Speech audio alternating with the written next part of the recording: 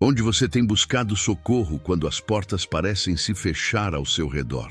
É fácil perder a esperança quando olhamos apenas para as circunstâncias, mas o nosso Deus é especialista em abrir caminhos onde não existe saída. A leitura da Bíblia é o mapa que nos guia através dos desertos mais áridos da vida, revelando promessas de provisão e cuidado que nunca falham. Cada capítulo carrega o poder de transformar o medo em fé e a dúvida em certeza absoluta. O Senhor conhece as suas lutas em segredo e separou este momento para trazer alívio à sua alma cansada. Então já aperta o sininho para receber diariamente a leitura bíblica diária, como o pão de cada dia. E agora, acalme a sua respiração. Entregue suas incertezas nas mãos do Criador e deixe que a voz dele ecoe no seu interior através desta passagem.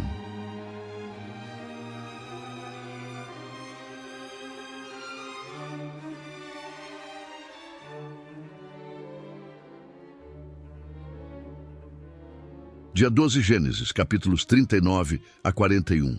Gênesis, capítulo 39. José e a mulher de Potifar. José havia sido levado para o Egito, onde o egípcio Potifar, oficial do faraó e capitão da guarda, comprou-o dos ismaelitas que o tinham levado para lá.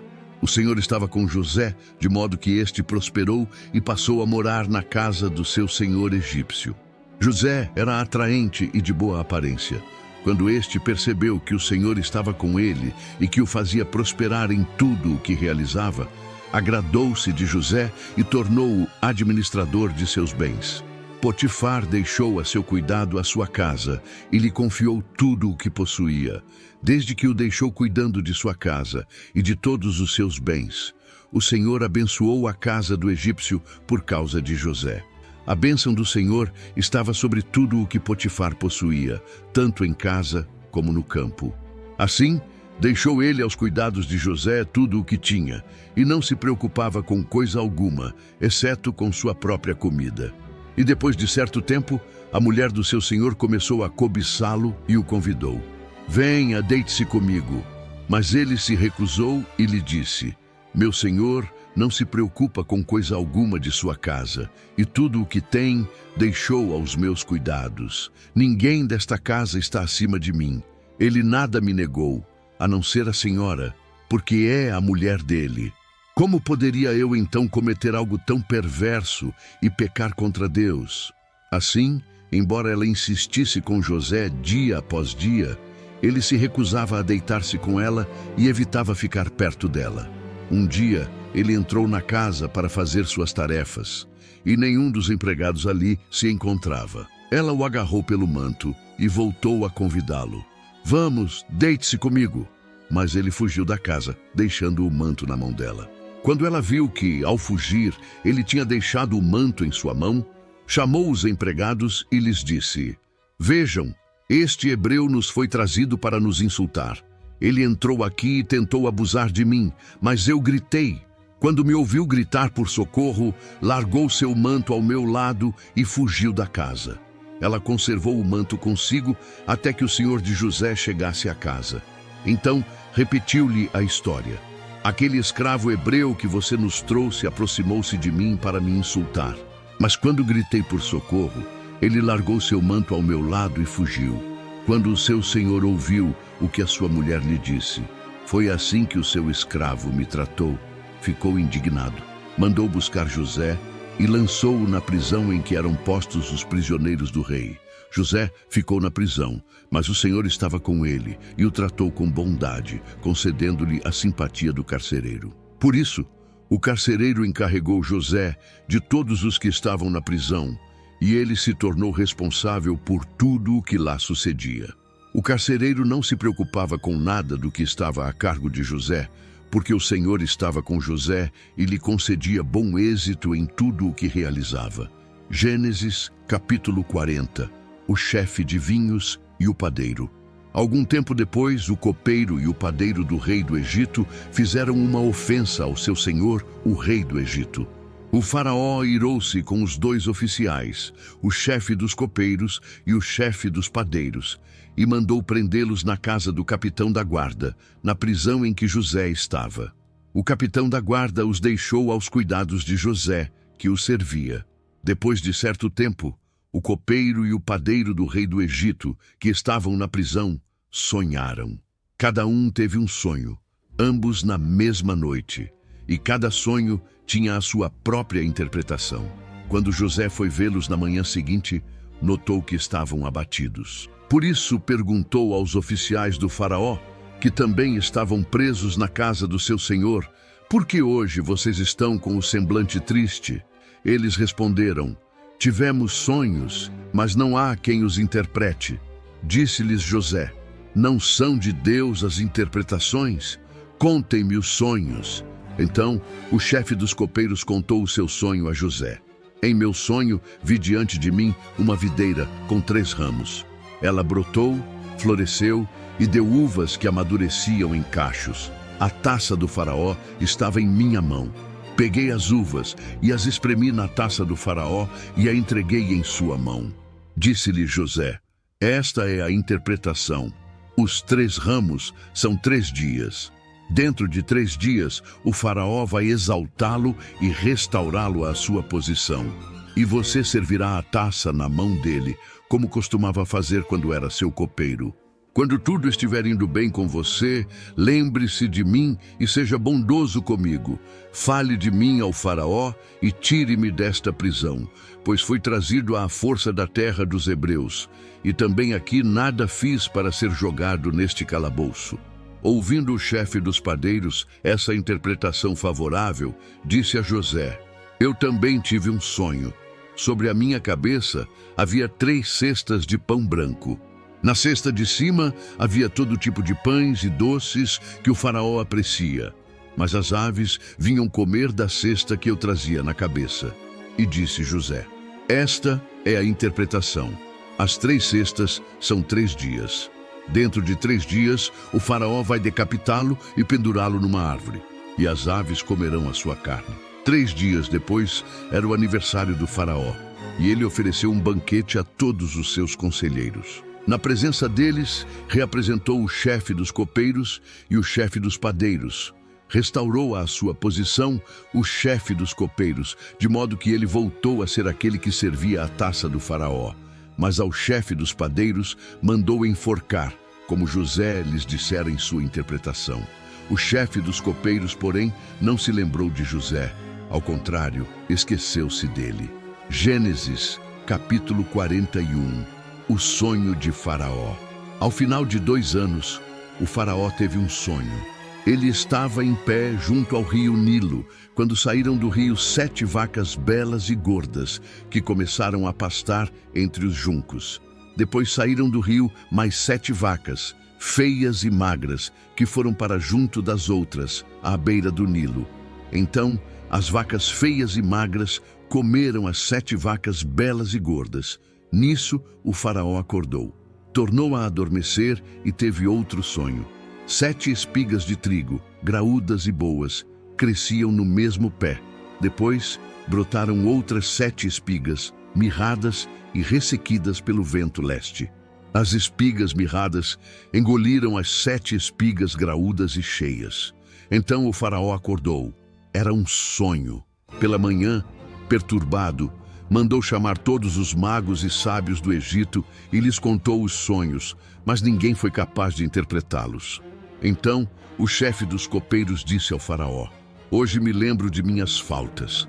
Certa vez, o faraó ficou irado com 2 dos seus servos e mandou prender-me junto com o chefe dos padeiros, na casa do capitão da guarda. Certa noite, cada um de nós teve um sonho, e cada sonho tinha uma interpretação. Pois bem, havia lá conosco um jovem hebreu, servo do capitão da guarda. Contamos a ele os nossos sonhos, e ele os interpretou, dando a cada um de nós a interpretação do seu próprio sonho. E tudo aconteceu conforme ele nos dissera. Eu fui restaurado à minha posição e o outro foi enforcado. O faraó mandou chamar José, que foi trazido depressa do calabouço. Depois de se barbear e trocar de roupa, apresentou-se ao faraó. O faraó disse a José, tive um sonho que ninguém consegue interpretar, mas ouvi falar que você, ao ouvir um sonho, é capaz de interpretá-lo. Respondeu-lhe José: isso não depende de mim, mas Deus dará ao faraó uma resposta favorável. Então o faraó contou o sonho a José. Sonhei que estava em pé à beira do Nilo quando saíram do rio 7 vacas, belas e gordas, que começaram a pastar entre os juncos. Depois saíram outras 7 raquíticas, muito feias e magras. Nunca vi vacas tão feias em toda a terra do Egito. As vacas magras e feias comeram as 7 vacas gordas que tinham aparecido primeiro. Mesmo depois de havê-las comido, não parecia que o tivessem feito, pois continuavam tão magras como antes. Então acordei. Depois tive outro sonho. Vi 7 espigas de cereal, cheias e boas, que cresciam num mesmo pé. Depois delas, brotaram outras 7 murchas e mirradas, ressequidas pelo vento leste. As espigas magras engoliram as 7 espigas boas. Contei isso aos magos, mas ninguém foi capaz de explicá-lo. O faraó teve um único sonho, disse-lhe José. Deus revelou ao faraó o que ele está para fazer. As 7 vacas boas são 7 anos, e as 7 espigas boas são também 7 anos. Trata-se de um único sonho. As 7 vacas magras e feias, que surgiram depois das outras, e as 7 espigas mirradas, queimadas pelo vento leste, são 7 anos. Serão 7 anos de fome. É exatamente como eu disse ao faraó. Deus mostrou ao faraó aquilo que ele vai fazer.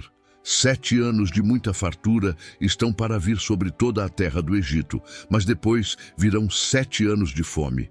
Então todo o tempo de fartura será esquecido, pois a fome arruinará a terra. A fome que virá depois será tão rigorosa que o tempo de fartura não será mais lembrado na terra. O sonho veio ao faraó 2 vezes, porque a questão já foi decidida por Deus, que se apressa em realizá-la. Procure agora o faraó um homem criterioso e sábio e ponha-o no comando da terra do Egito. O faraó também deve estabelecer supervisores para recolher 1/5 da colheita do Egito durante os 7 anos de fartura. Eles deverão recolher o que puderem nos anos bons que virão e fazer estoques de trigo que, sob o controle do faraó, serão armazenados nas cidades. Esse estoque servirá de reserva para os 7 anos de fome que virão sobre o Egito, para que a terra não seja arrasada pela fome. O plano pareceu bom ao faraó e a todos os seus conselheiros. Por isso, o faraó lhes perguntou: será que vamos achar alguém como este homem, em quem está o Espírito Divino? Disse, pois, o faraó a José: uma vez que Deus lhe revelou todas essas coisas, não há ninguém tão criterioso e sábio como você.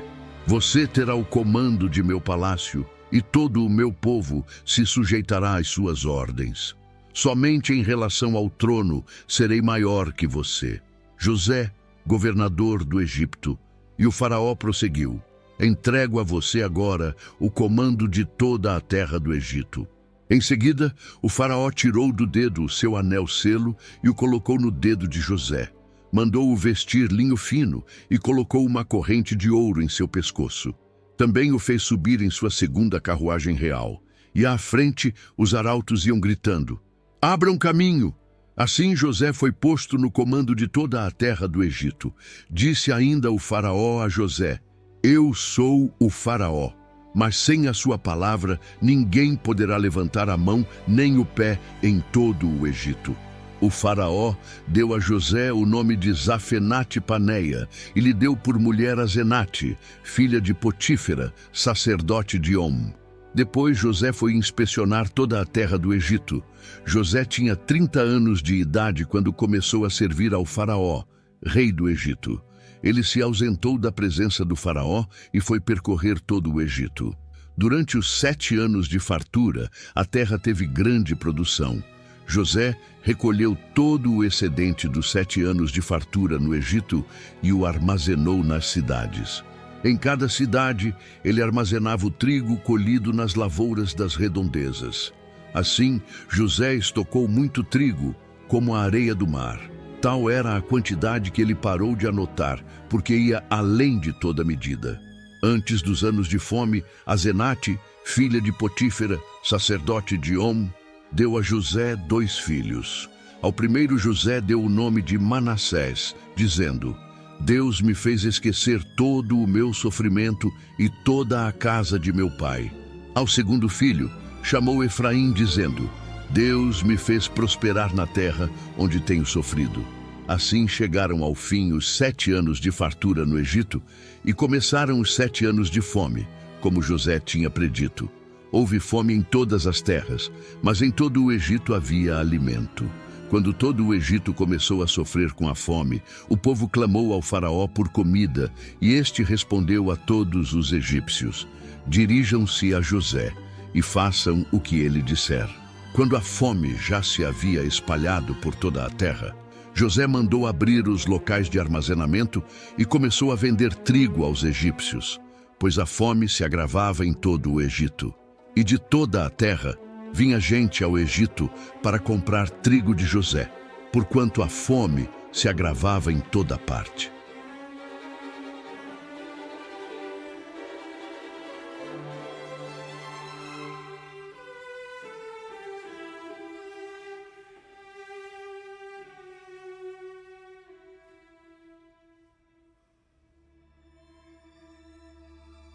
Chegou até aqui e sentiu a presença do Espírito Santo? Então inscreva-se no canal e ative o sininho para caminharmos juntos todos os dias. O seu like é fundamental para espalhar essa mensagem. Declare nos comentários: Deus é o meu refúgio. Não pare por aqui. Assista ao próximo vídeo que aparece na sua tela e receba mais paz para o seu dia.